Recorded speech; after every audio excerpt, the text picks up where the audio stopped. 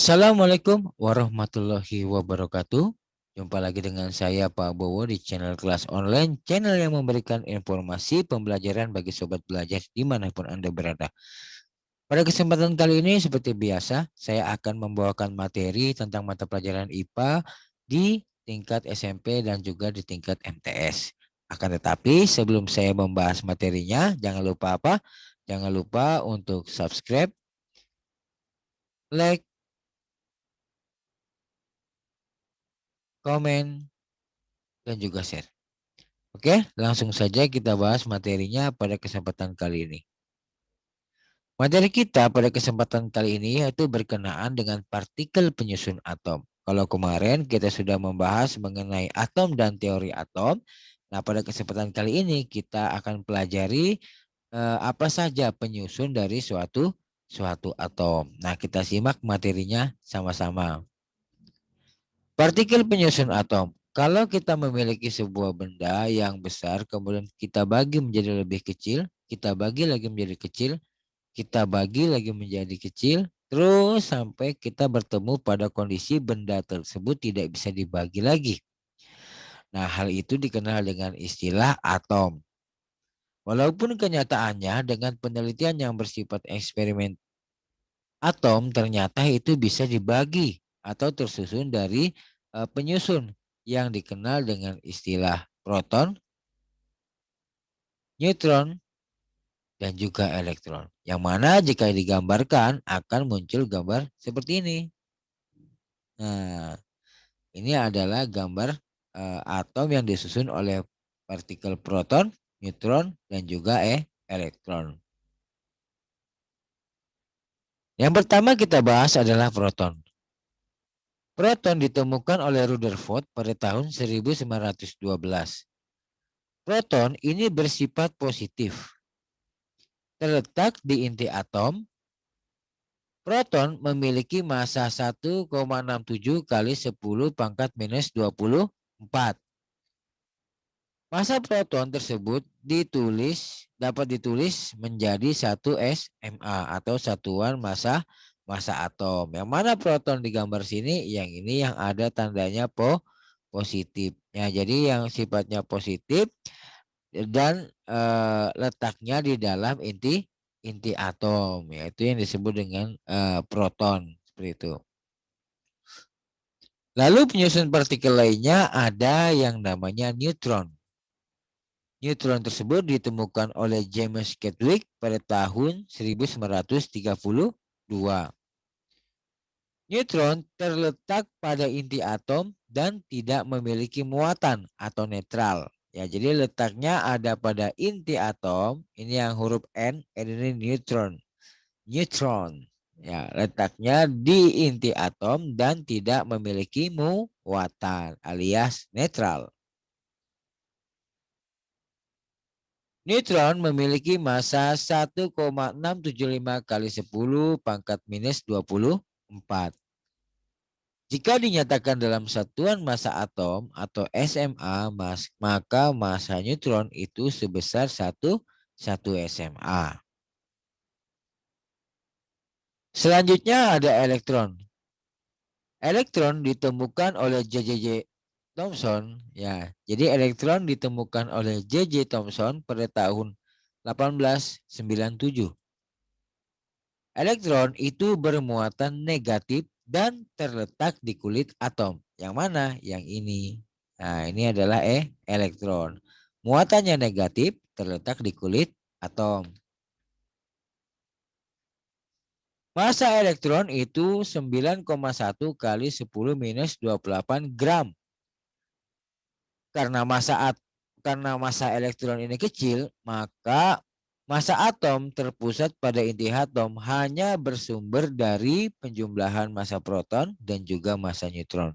Jadi karena massa elektron ini kecil, maka penjumlahan dari massa atom yaitu hanya terfokus pada penjumlahan antara massa proton dan massa neutron. Selanjutnya ada nomor atom dan juga nomor massa. Atom adalah partikel terkecil dari suatu unsur. Nah, ini kemarin kita sudah bahas ya, bahwa atom itu adalah suatu partikel terkecil dari suatu unsur. Unsur dilambangkan dengan huruf dan disusun dalam sistem periodik unsur. Nah, ini kita lihat ada unsur ya. Unsurnya argentum namanya, diberi lambang Ag yang nanti disusun dalam sistem periodik unsur. Suatu unsur itu memiliki nomor atom dan juga nomor massa. Nah, ini nomor massa yang di atas, nomor atom yang di bawah. Ya, jangan sampai tertukar ya. Jadi nomor massa itu yang di atas, sedangkan nomor atom itu yang di bawah. Nomor atom itu sama dengan jumlah proton dan sama dengan jumlah elektron. Jadi kalau nomor atomnya 47, berarti jumlah protonnya ya 47, jumlah elektronnya ya juga 47. Ya, jadi nomor atom ini sama dengan jumlah proton dan sama dengan jumlah elektron. Jadi kalau misalnya nomor atomnya 47, berarti jumlah protonnya ada 47, jumlah elektronnya ada 47 gitu ya. Sedangkan nomor massa adalah penambahan dari jumlah proton dan jumlah neutron. Jadi protonnya berapa, neutronnya berapa, dijumlah itu akan menjadi nomor massa. Maka jumlah neutron adalah nomor massa dikurang jumlah proton. Sedangkan jumlah proton sama dengan nomor massa. Jumlah proton sama dengan nomor atom. Jadi kalau 47, jumlah protonnya 47, jumlah elektronnya 47. Oke, lanjut contoh soal. Unsur Ag memiliki nomor massa 108. Ya, unsur Ag tadi memiliki massa 108 nomor massanya. Dan nomor atom 47 ya, nomor atomnya 47. Berapakah jumlah proton, neutron, dan elektronnya? Wah, gampang. Kita jawab. Nomor atom sama dengan jumlah proton atau sama dengan jumlah elektron. Jadi, kalau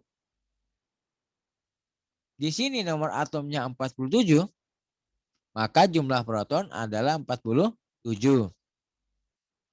Kalau di sini 47, jelas jumlah elektronnya juga 47 karena nomor atom itu sama dengan jumlah proton sama dengan jumlah elektron. Lalu sudah protonnya dapat, elektronnya dapat, tinggal neutronnya gitu kan. Nah, tinggal neutronnya. Neutron, jumlah neutron sama dengan nomor massa dikurangi dengan jumlah proton. Nah, kalau kita lihat di sini nomor massanya ada 108. Ya, jumlah protonnya ada 47. Maka jadinya seperti ini. 108 dikurangi 47 sama dengan 61. Maka jumlah neutron dari unsur argentum ini, ya, jumlah neutron dari unsur argentum ini ada 61. Selanjutnya ada konfigurasi elektron. Konfigurasi elektron adalah susunan elektron pada subkulit atom dalam orbital. Orbital itu apa? Orbital itu adalah tempat yang ditemukannya elektron atau molekul. Jadi ingat kemarin bahwa elektron itu terletak pada kulit-kulit atom. Yang mana kulit atom nanti dia bisa dibagi menjadi subkulit atom atau bagian kulit dari atom. Ada beberapa cara untuk melakukan konfigurasi elektron. Ada yang konfigurasi subkulit atom nanti akan bermain dengan subkulit atom KLMN. Ada aturan Aufbau yang menggunakan prinsip SPDF. Lalu ada aturan Hahn dan juga asas larangan Pauli. Cuma pada kesempatan kali ini karena ini hanya di tingkat SMP atau MTS, maka saya hanya membahas di konfigurasi atom berdasarkan kulit atom. Karena nanti di SMA kalian akan bertemu lagi dengan materi seperti ini ya. Kalau saya jelaskan sekarang takutnya kalian keburu bingung ya. Nanti tambah binun gitu ya. Ya kalau bingung pegangan. Oke, langsung kita bahas mengenai konfigurasi elektronnya. Ya, konfigurasi kulit atom. Sistem konfigurasi subkulit atom itu berdasarkan teori atom Bohr. Bahwa kulit atom itu dibagi atas sub-sub kulit atau bagian-bagian kulit atom yang mana bagian itu adalah disebut dengan K, L, M, dan N. Dan dapat diisi dengan jumlah elektron dengan rumus 2n. Nah, kita lihat di gambar. K ini adalah elektron pertama. L ini adalah elektron kedua. M ini adalah elektron ketiga. K 2 elektron. Dari mana dapatnya? 2 pangkat 1 sama dengan 2 kali 1 pangkat 2 sama dengan 2. Nah, jadi K-nya 2 elektron gitu ya. Nah, contohnya subkulit K ini, subkulit K hanya bisa diisi 2 elektron. Dari mana? 2 pangkat N. N ini adalah jumlah kulit. Ya, N ini adalah jumlah kulit. Karena K ini adalah kulit pertama atau ke-1, maka K 2 kali 1 kuadrat sama dengan 2. Jadi kulit K ini hanya bisa diisi 2 elektron saja. Selanjutnya ada subkulit L. Ya, subkulit L ini yang kedua, ini bisa diisi oleh 8 elektron. Dari mana? Yaitu 2 kali 2. 2 ini adalah jumlah kulit karena kulit L itu terletak di lapisan kedua, maka disebut dengan 2 kali 2 kuadrat sama dengan 8 elektron. Maka kulit L ini hanya bisa diisi 8 elektron.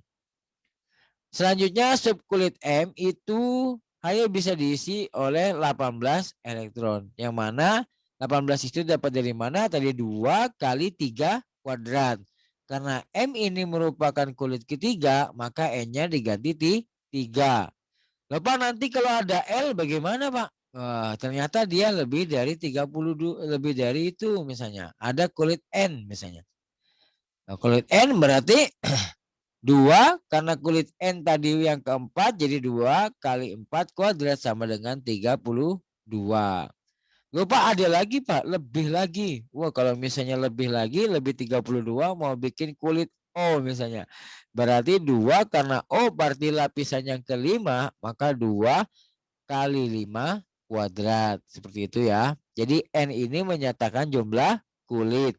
Atau kulit keberapa. Kalau K ini kulit pertama, maka N-nya diganti 1. Kalau L kulit kedua, maka N-nya diganti 2. Karena M kulit ketiga, maka N-nya diganti 3. Sedangkan N ada di kulit keempat, maka huruf N-nya ini diganti 4. Nah, bagaimana cara mengisi kulitnya? Yang pertama adalah pengisian elektron per kulit, misalnya kulit K. Jika unsur mempunyai elektron yang sama atau lebih 2, maka diisi 2 kulit di K dan sisanya adalah kulit berikutnya. Ya, jadi ceritanya ini dipenuhi dulu. Jadi karena ada K, L, M, N. Yang K dulu dipenuhi baru pindah ke L. Ya. Yang L dulu dipenuhi baru pindah ke M. Yang M dulu dipenuhi baru pindah ke N. Gitu ya. Begitu juga dengan kulit L, jika jumlah elektron suatu unsur itu mencukupi 8, maka isi 8 buah pada kulit L. Dan sisanya di kulit berikutnya atau selanjutnya.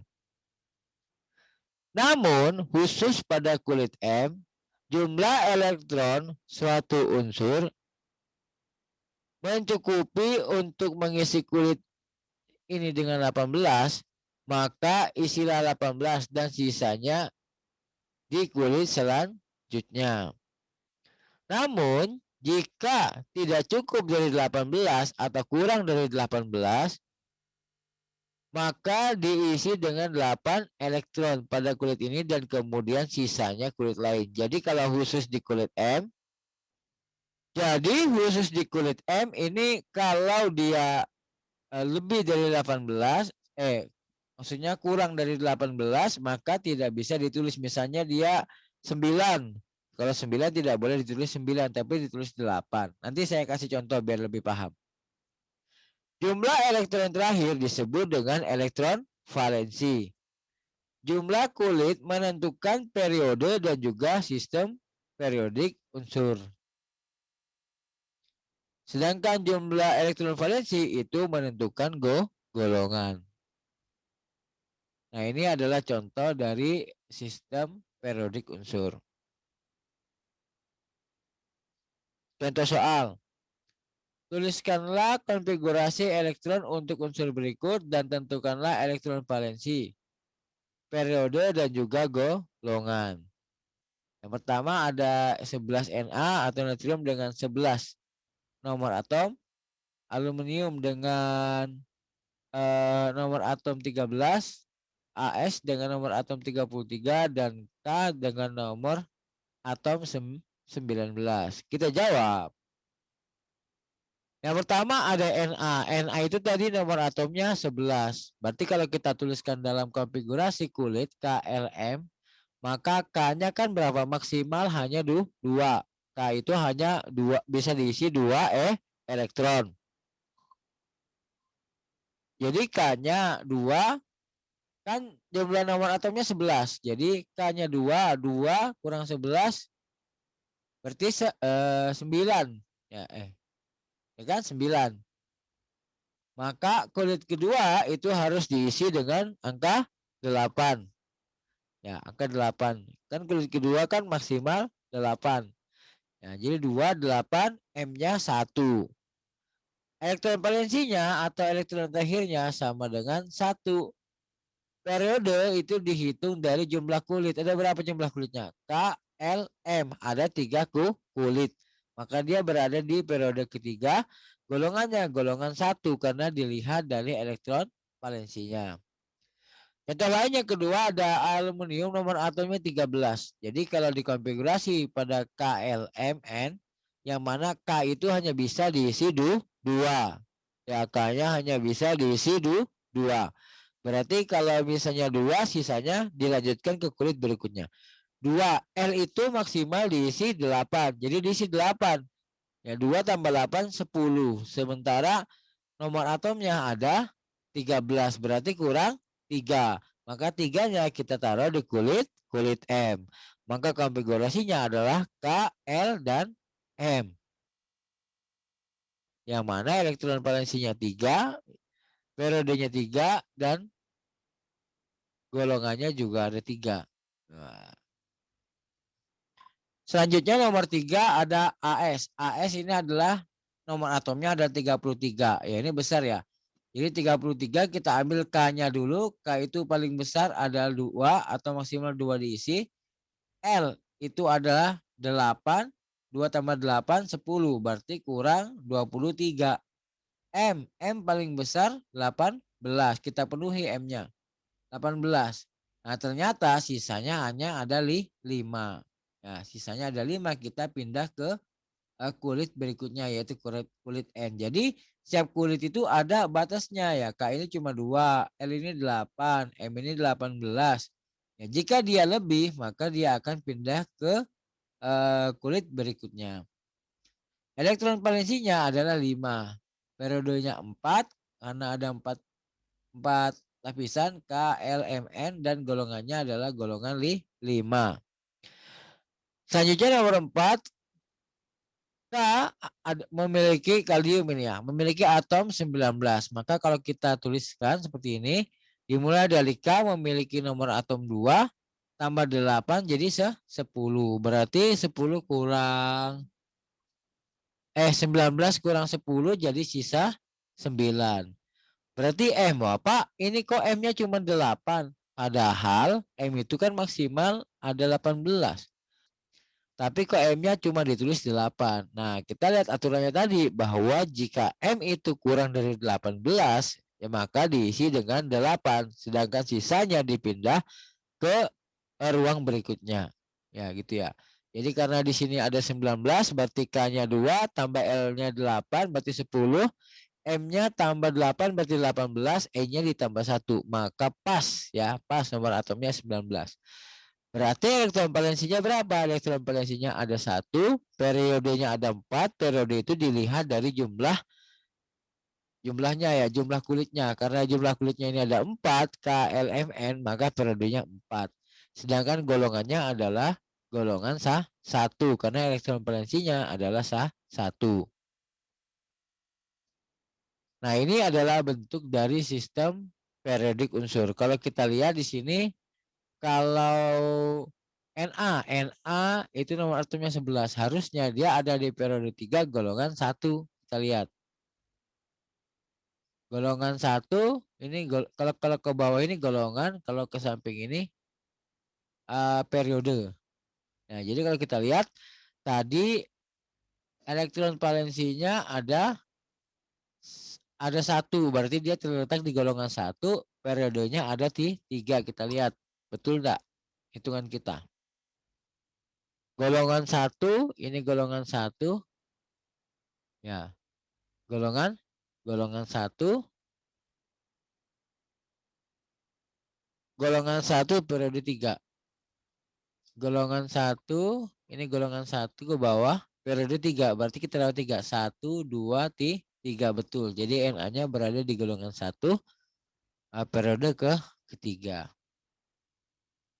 Ya, contoh lagi 1 Al, nomor atomnya 13. 13 berarti K-nya 2, L-nya 8. 2 tambah 8, 10, sisa 3.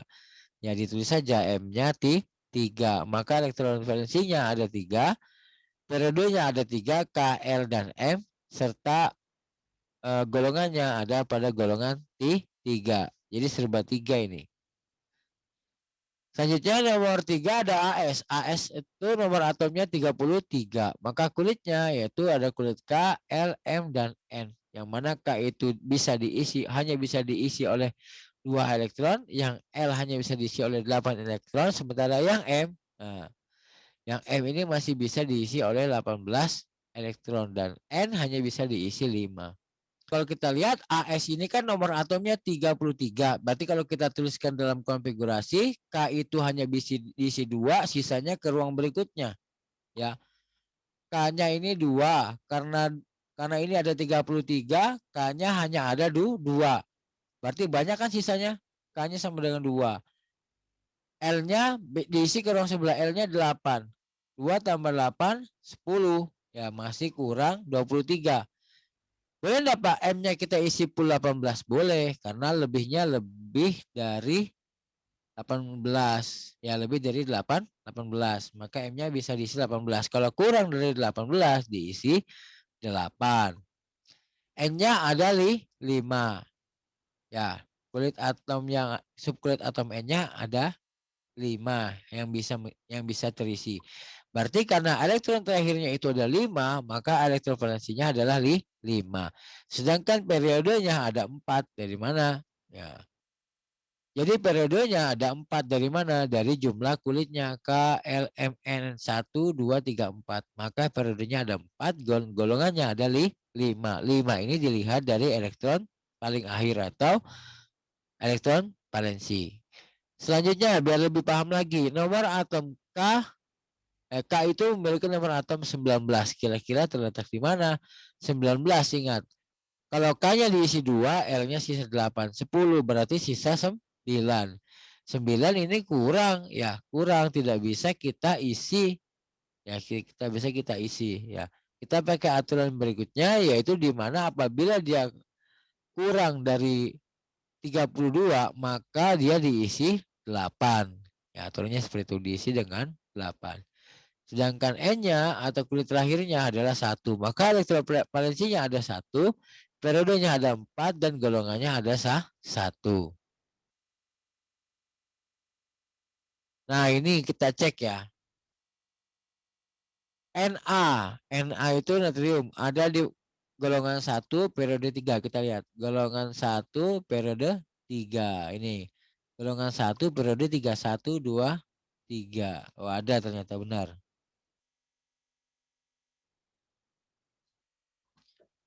Ya, contohnya lagi K. Ya.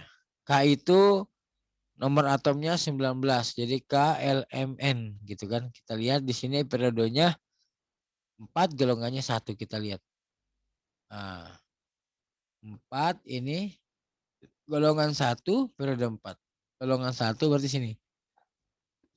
Periode 4. 1, 2, 3, 4. Oh ini K. Benar ya, betul ya. Benar berarti yang kita kerjakan betul. Next selanjutnya ada ion. Ion adalah atom yang bermuatan listrik ya. Jadi kalau kita lihat bahwa atom itu eh, netral gitu kan. Karena muatan positif dan negatifnya sama atau neutron sama dengan elektron. Akan tetapi jika jumlah elektron berbeda dengan jumlah proton, maka eh, atom tersebut akan memiliki muatan. Ya bisa bermuatan positif, bisa bermuatan negatif. Beberapa contohnya adalah Na+, OH-, Cl-, Br-, K+, dan Ca+. Pada unsur atom Na terdapat tanda plus. Nah ini ya. Na terdapat tanda plus. Yang berarti atom tersebut bermuatan positif. Lalu pada unsur hidroksida atau OH, nah ini OH, terdapat tanda minus. Ini kan. Yang menunjukkan atom tersebut memiliki muatan negatif. Ion akan terbentuk ketika sebuah atom melepas atau menerima elektron. Jika atom menerima elektron, maka akan berubah menjadi atom bermuatan negatif atau anion. Contohnya Cl, Br-, OH-. Sedangkan jika ketika atom melepaskan elektron, maka akan bermuatan positif atau kation. Contohnya Na+, K+, dan Ca+. Berikutnya ada molekul. Molekul adalah sekelompok atom yang paling sedikit dua. Yang namanya juga sekelompok. Kalau sendiri bukan sekelompok gitu ya. Jadi yang dikatakan sekelompok ya pasti lebih dari satu. Paling sedikit tuh dua. Yang saling berikatan dengan sangat kuat atau kovalen dalam susunan tertentu dan bermuatan netral serta cukup stabil. Molekul terbagi atas molekul unsur yang mana terdiri dari atom yang berbeda. Misalnya CO2, C dengan O itu berbeda. NO, H2O itu dua-duanya berbeda. H2O itu kan hidrogen dan oksigen. CO2 itu ada karbon dan oksigen. Jadi kan beda-beda ya. Sedangkan molekul senyawa itu terdiri dari atom yang sejenis. Misalnya N2, O2, Cl2 gitu ya. Nah ini gambarannya. Ini ada H2, H2 hidrogen. Ya, ini kan sejenis. O2 ini sejenis. Ini yang berbeda jenis. NO, H2O itu berbeda jenis. Oke, dengan berakhirnya pembahasan dari molekul tadi berarti berakhir juga pembahasan kita pada kesempatan kali ini. Mohon maaf apabila ada kesalahan. Jika kurang paham bisa dituliskan di kolom komentar. Nanti akan saya jawab. Bagi yang merasa video ini bermanfaat, jangan lupa untuk di-share agar teman-teman yang lain mendapatkan manfaat yang sama dengan menyimak video yang ada di channel kelas online. Oke, assalamualaikum warahmatullahi wabarakatuh. Sampai jumpa di video berikutnya.